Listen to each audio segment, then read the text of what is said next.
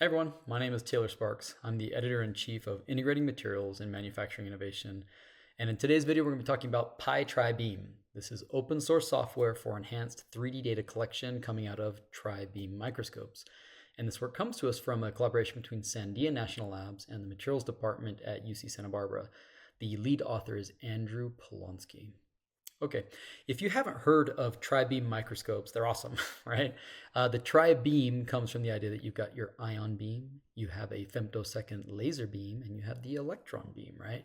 So they're in some ways like an electron microscope. They can do the things that an electron microscope can do, like collect EBSD or EDS or backscatter, right?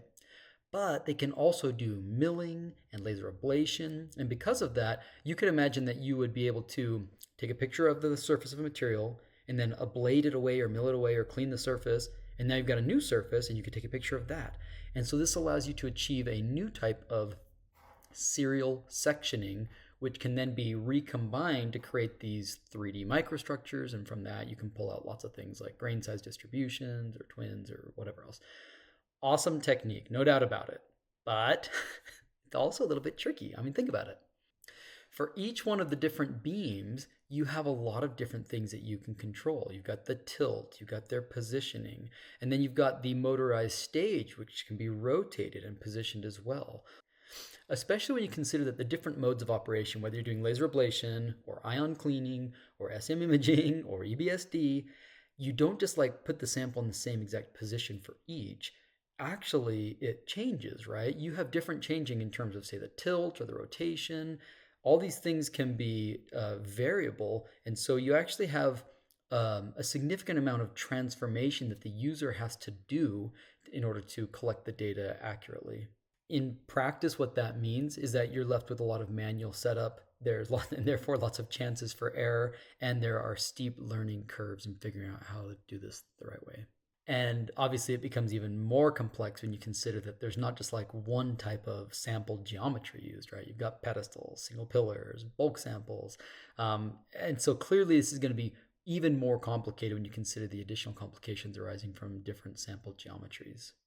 So this is where pyTriBeam comes in, and figure 7 in the paper here sort of shows you the software architecture. But check it out. Essentially what it's doing is it's wrapping Thermo Fisher's AutoScript API with a GUI-driven workflow builder. And this workflow builder then is able to handle things like stage motion, beam switching, detector control, metadata logging, experimental validation. All of that happens automatically. So instead of scripting or manually repeating these complex steps, users would simply build reusable workflows that just run.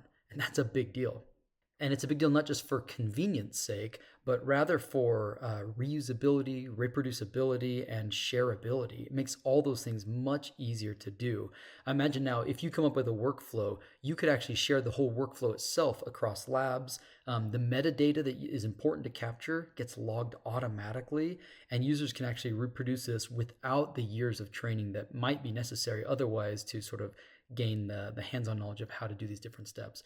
I think this is a big deal. I'm absolutely delighted that these great authors have chosen IMMI to publish it because I know that this is going to be important software.